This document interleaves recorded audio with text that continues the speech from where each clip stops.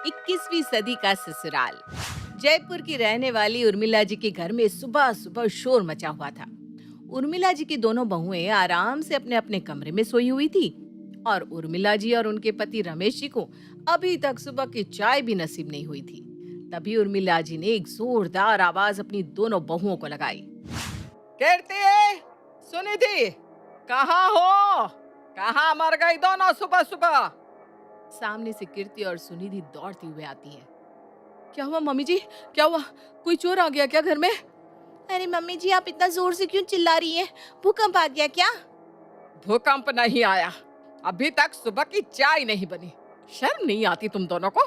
सोए जा रही हो, अपने सास ससुर को एक कप चाय भी नहीं बना कर दे सकती। अरे मम्मी जी, आपको तो पता है ना, मुझे कल से बुखार है। सुबह भी इतना दर्द हो रहा था सर में कि बस उठा ही नहीं जा रहा था। और तुम्हारे पास क्या बहाना है सुनिधि बहू? बहाना नहीं है पापा जी। कल रात को 11 बजे तक रसोई में बर्तन साफ कर रही थी। आप जानते हैं ना, कीर्ति की तबीयत खराब है, ऐसे में वो तो काम नहीं कर सकती। अब रात को 11 बजे से 12 बजे तक बर्तन साफ करने के बाद सुबह कोई जल्दी कैसे उठ सकता है? कहना क्या चाहती है? साफ साफ बोल। इतना घुमा फिरा कर बात करने की जरूरत नहीं है। अरे मम्मी जी, कहने वाली क्या बात है? आपसे कितनी बार तो हम दोनों कह चुके हैं कि प्लीज घर में 2 बाई लगवा दीजिए, एक झाड़ू पोछे के लिए, एक घर की डस्टिंग और बर्तन साफ करने के लिए। अपनी सास से क्या बात कर रही है? मुझे बताओ क्या परेशानी है? परेशानी कुछ नहीं पापा जी, घर में इतने सारे लोग हैं, हम दोनों घर का काम पूरा नहीं कर पाते, इसलिए एक बाई लगवा दो ना।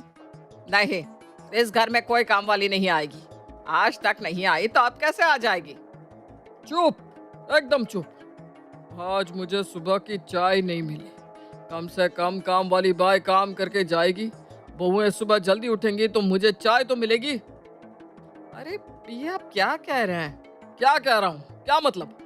आज के आज इस घर में 2 नौकर आदमी आ जाने चाहिए। मैं कुछ भी बर्दाश्त कर सकता हूँ, लेकिन सुबह मुझे चाय ना मिले ये बर्दाश्त नहीं कर सकता।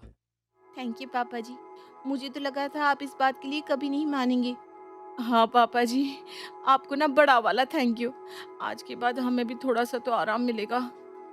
और इस तरह से उर्मिला जी के घर में चमेली नाम की नौकरानी काम करने के लिए रख ली जाती है। हाँ तो मैडम जी बताइए, क्या क्या काम करना है? करना क्या है? घर की सफाई करो और जल्दी से निकलो। ठीक है, मुझे क्या, मैं बिना सफाई किए ही चली जाती हूँ। ठीक उसी वक्त कीर्ति और सुनिधि चमेली को इशारे से एक तरफ बुलाते हैं। क्या हुआ? मेरे को इशारा क्यों किया? आप लोगों को शर्म नहीं आती क्या? अरे चुप करना, हमें भी तुझे इशारे करने का कोई शौक नहीं है। बात ऐसी है कि हम तुझे एक्स्ट्रा पैसे देंगे। किस बात की? इशारे करने की? हे भगवान, इशारे करने के नहीं, एक्स्ट्रा काम करने के। लेकिन तुम दोनों की सास है ना, वो बोली कि सफाई करके निकल यहाँ से। उनकी बात सुनने की जरूरत नहीं है। वो सुबह 8 बजे सोकर उठती है और चाय पीकर सो जाती है और शाम को 4 बजे तक कीर्तन में लगी रहती है। तुम्हें बस घर का सारा काम करना है। ये भी ठीक है, सास बोलती है जल्दी जल्दी जाओ, बहू कहती है सारा काम करो। मुझे क्या, मुझे तो पैसे मिलेंगे ना। तो फिर ठीक है ना, हमारी सास को बताए बिना तुम घर का सारा काम करोगी। सारा मतलब सारा। अरे मुझे क्या, मैं तो अपने हाथ से तुम लोगों को खाना भी खिला दूं। मुझे तो बस पैसे चाहिए, पैसे। और इस तरह से कीर्ति और सुनिधि घर की कामवाली बाई को अलग से चुपचाप पैसे देने की बात करके उसे सारे काम के लिए तैयार कर लेती हैं। अगले दिन से चमेली घर का काम करना शुरू कर देती है। अरे कीर्ति, ये मेरे खाने के बर्तन उठाकर जरा सिंक में डाल दे। चमेली, जरा सुनना मम्मी जी क्या कह रही हैं। हाँ डाल देती हूँ मैं बर्तन, भाभी को परेशान करने की क्या जरूरत है? उर्मिला बड़ी ही हैरानी से चमेली की तरफ देखती है। अगले दिन, ए सुनिधि, जरा गीजर का बटन चालू करके आना, मुझे नहाने जाना है। चमेली, गीजर का बटन चालू करके आओ। अरे चमेली, गीजर का बटन क्यों चालू करेगी? तुम क्या कर रही हो? कुछ नहीं मम्मी जी, जरा आराम कर रही थी। अरे अम्मा जी क्यों परेशान होती है, मैं करती हूँ ना गीजर का बटन चालू। अच्छा ठीक है। उर्मिला देखती है कि उसके घर की बहुओं ने खाना बनाना भी छोड़ दिया था। चमेली घर का खाना बनाती थी, सबके लिए खाना परोसती थी और घर का छोटे से छोटा काम भी करती थी। इस बात से उर्मिला बुरी तरह से परेशान हो जाती है। अरे ये सब क्या चल रहा है हमारे घर में है? क्या मतलब, क्या चल रहा है? आप देखते नहीं, घर का सारा काम चमेली करती है। यहाँ तक कि बिस्तर पर रखा हुआ कंबल भी चमेली समेटती है। दोनों बहुएं तो कुछ नहीं करती। पता नहीं, नौकरानी रखने को तो मैंने ही कहा था, लेकिन मुझे क्या पता था कि घर की बहुएं इतनी आलसी हो जाएंगी। ठीक उसी वक्त कीर्ति और सुनिधि दोनों ही उर्मिला के पास आते हैं।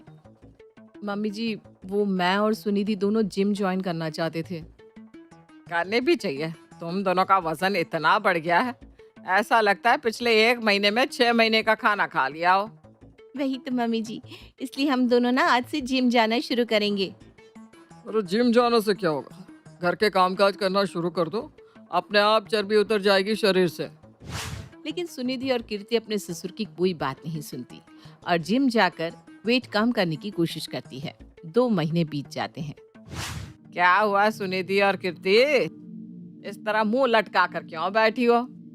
क्या बताएं मम्मी जी, महीने के 4,000 देते हैं जिम वाले को, लेकिन 400 ग्राम वजन भी नहीं घटा। मेरा भी कुछ ऐसा ही हाल है। भाग भाग कर पैरों में दर्द हो गया, लेकिन वजन घटने का नाम ही नहीं लेता। अच्छा बेटा, कोई बात नहीं, चिंता मत करो। कल से तुम्हारा वजन अपने आप घट जाएगा। वो कैसे मम्मी जी? वो कैसे मम्मी जी? कल सुबह तुम्हें सब अपने आप पता चल जाएगा। अगली सुबह जब सुनिधि और कीर्ति सोकर उठती हैं, तो चमेली को आवाज देती हैं, लेकिन चमेली की आवाज नहीं सुनाई देती। चमेली, चमेली कहाँ हो? जल्दी से चाय बना कर लाओ। चमेली अपने ससुराल चली गई बेटा, और आज से ना इस घर का पोछा तुम दोनों को ही लगाना है। सुबह का पोछा सुनिधि लगाएगी और शाम का पोछा कीर्ति। लेकिन ऐसा क्यों? ताकि तुम दोनों का वजन घट जाए, बिना जिम जाए। लेकिन मम्मी जी, आपने चमेली को क्यों हटा दिया? क्योंकि जो काम महीने के 4,000 रुपए नहीं कर पा रहे थे ना बेटा, वो काम घर के काम करने से हो जाएगा। और इस तरह से उर्मिला जी अपने घर से चमेली को हटा देती है और बहुओं को फिर से काम पर लगा देती है। देखते ही देखते सुनिधि और कीर्ति का वजन फिर से कम हो जाता है और वो पहले की तरह सुंदर दिखने लगती है। मम्मी जी, आपकी बात ना बिल्कुल सही थी। जो काम जिम से नहीं हुआ, वो घर में झाड़ू पोछा लगाने से हो गया। देखो बेटा, हम नौकर तो रख सकते हैं, पर उन पर डिपेंड नहीं रहना चाहिए। इतना भी नहीं कि हम अपनी सेहत ही खराब कर ले और घर के छोटे मोटे काम भी ना कर पाए। सुनिधि और कीर्ति को अब अपनी सास और ससुर की बात समझ में आ गई थी। उन्होंने फिर से चमेली को काम पर तो रखा, लेकिन सिर्फ उतना ही काम उससे करवाया जितना जरूरी था, ताकि सेहत भी बनी रहे और घर का माहौल भी अच्छा रहे।